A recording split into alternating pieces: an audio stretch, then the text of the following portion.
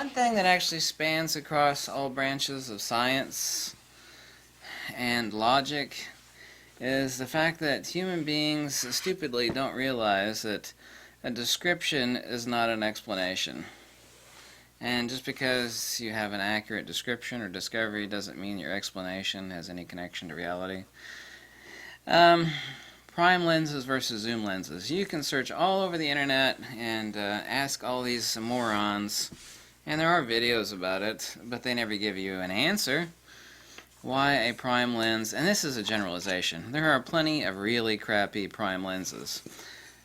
Amazingly enough, most of the crappy prime lenses fall within a recent time period and a very early time period. Let's explain that. Okay, there's a huge shift in photographic camera lens technology, roughly about 60 years ago. Some argue 50 to 55. Leica is still making, was back then making some hardcore lenses that are just absolutely brilliant today, and using an adapter or brilliant on like a Fuji or a modern Leica digital. 50 years old. Okay. So are those. There are people that argue, like some of the videos that I made on the radioactive lenses, that actually changes the dielectric nature of how light passes through there. It's kind of like greasing up the light. So, you have a water slide. If you slide on the water slide, it's going to burn your ass up. But if you actually pass water over the water slide, then, it's like, whee, they make a water park out of it. The same thing is true of all these additives that are added to ED glass. I mean, let's talk about this really briefly, and I've talked about it a bunch before, and nobody seems to really get it. What the hell do you think glass is? What the hell do you think light is?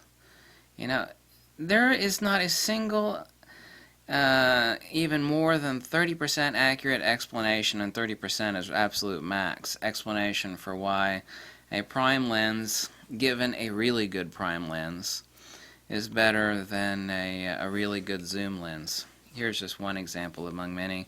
This is a great, really lightweight. Let's not talk about price or versatility. Every idiot with 2 brain cells, that isn't a tard, knows that a zoom lens is versatile. It's like, oh god, I can go between 18 and 35. We know that's versatile, okay? We don't need to talk about the obvious crap that anybody with 2 brain cells knows about. Why the hell is a prime lens better than a zoom lens? And we're not just talking about any prime lenses. Like I said, here's the explanation too for why modern prime lenses suck, and then there's a period of awesome prime lenses that have been very quickly dying out recently, and then there's these old prime lenses which were awesome. Even though some of them weren't even coated at all. Anti-reflective, vacuum deposited, AR crystalline coated. That green, purplish, or blue tint? That is actually a crystalline vacuum deposited coating. AR, anti-reflective coating. Hoya calls it HMC. Zeiss calls it T-Star. It doesn't matter what bullshit name they give it. It's all the same crap. It's an AR coating. Why some of those old lenses that weren't even coated are just incredible, even on digital sensors. Incredible. And then we have a incredible set of lenses between like the late 1960s through the late 1980s. Well, actually early 90s. So say from like 1965 to roughly about 1995. They're incredible lenses. We go back really far back into like 40s and 50s. We have crap prime lenses, and then they made really good ones. Okay, so the older ones, the really older ones were crap. Then some hardcore ones, that were so-so. Some of them were excellent. And when we have this breed of like lens, this lens has been around for quite a long time, like the 35mm f2D. This is like one of the best value lenses that you could buy. I mean, this lens will just knock you on your ass and punch you in the face. And it is just stupid cheap. Stupid cheap. Now, the best lens I have in the world, best that I've ever used and have, is the Zeiss Distagon 35mm f2. Manual focus lens, very expensive. Don't make it anymore. Thanks, Zeiss, for being stupid. And here's the amazing part. Modern prime lenses are sucking hard. And now is a valid argument about current production prime lenses, which are heavily over-engineered, that suck. Now there is a magic zone that exists in prime lenses, okay? Listen up. And it starts at 35 millimeters. It almost literally starts at 35 millimeters and reaches out to 400, 600 millimeters. Everything below 35 millimeters, the necessity of design is that it actually has to have quite a few elements in it. Glass is evil. Let me repeat this to you again. Glass is evil. Let me repeat it to you again. Glass is evil. This one more time. Glass is evil. You know, if I'm going to shoot somebody, not literally, okay? If I'm going to shoot at somebody with a gun, okay, and it's going to hurt, you know, it's going to hit him and kill. Okay, let's put a piece of wood between the gun and the person, okay, and the bullet has to pass through, and I put another piece of wood and another piece of wood, and the bullet might eventually touch the person and like bounce off their t-shirt. You kind of get the problem here. Now, the stupidity of Nikon, Zeiss, and Sigma makes junk, is that they are designing these modern lenses with, get this, listen to this.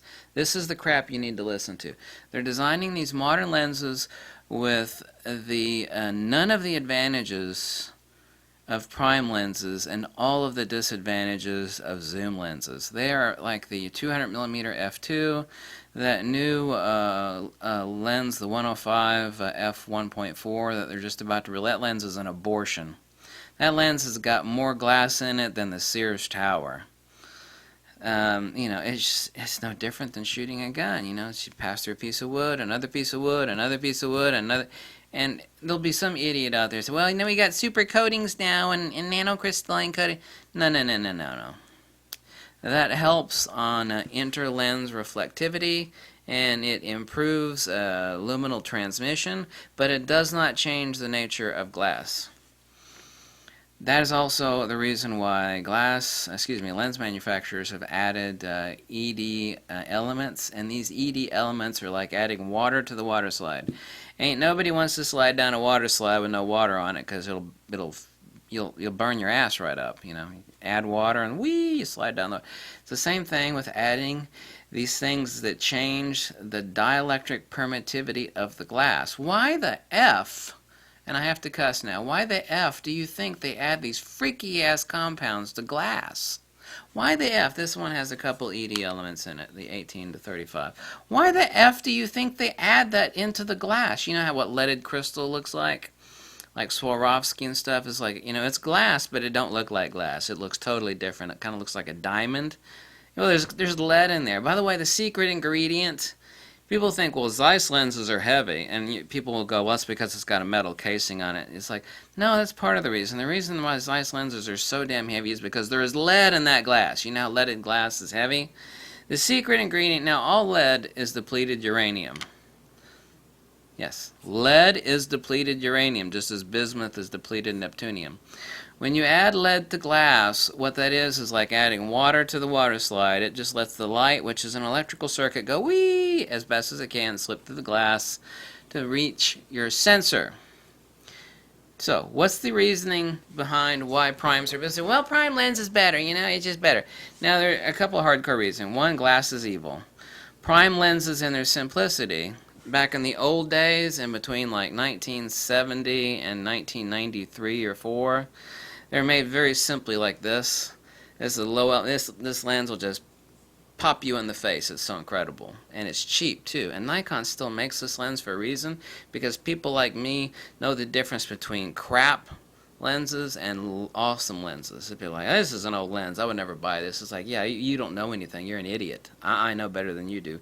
This lens will knock you on your ass. Everybody's ever bought this lens off my recommendation. It's like, oh crap, man, now I know what a real lens does. You know, I never would have bought that until you mentioned that, and man, I'm loving the images from it. Why the hell is a prime lens better than a zoom lens?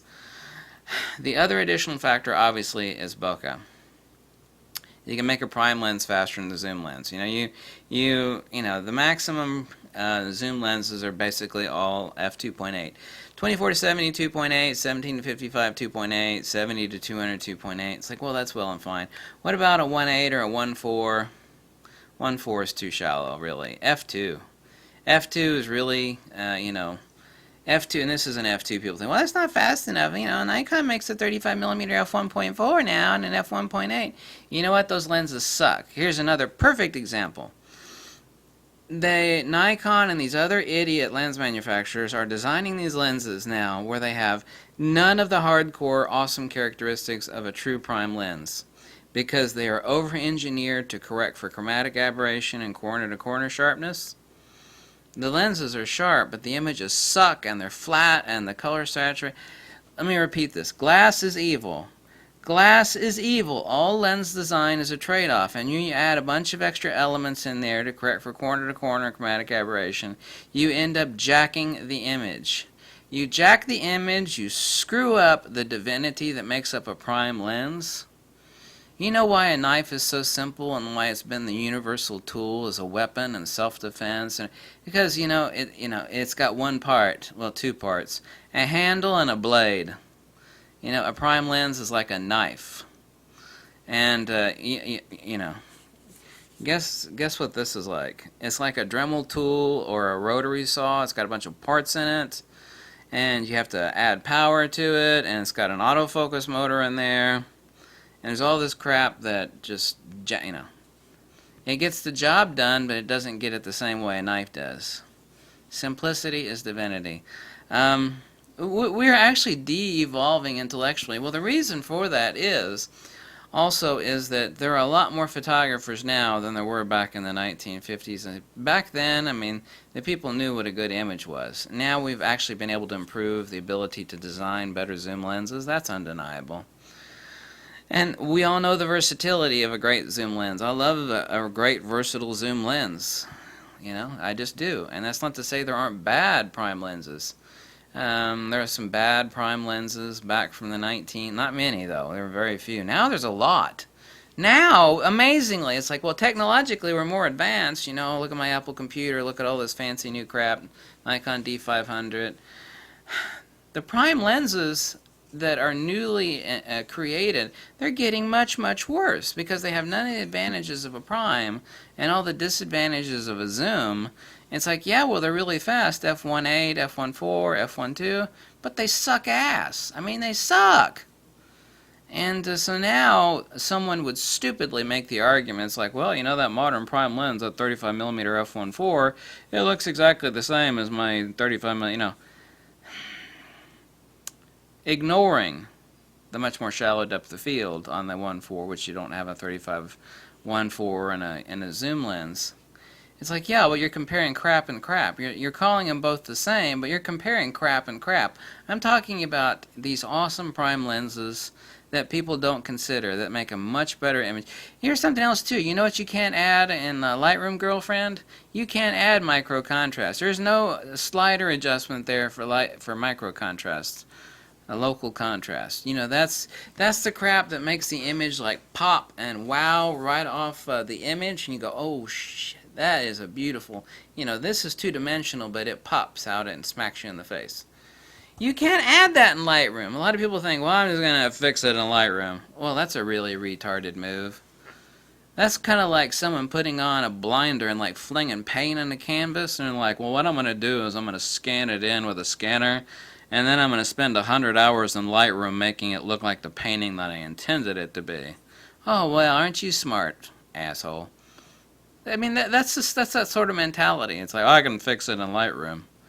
So why don't you just paint a painting with a blindfold on and fling some paint at it and then scan it in and fix it in that's not photography. If you do think it's photography, then you are brain dead. So anyway, just remember, glass is evil. Light is an electrical circuit. Okay? You kind of heard of these neat little damn things called solar panels? You know, they generate electricity.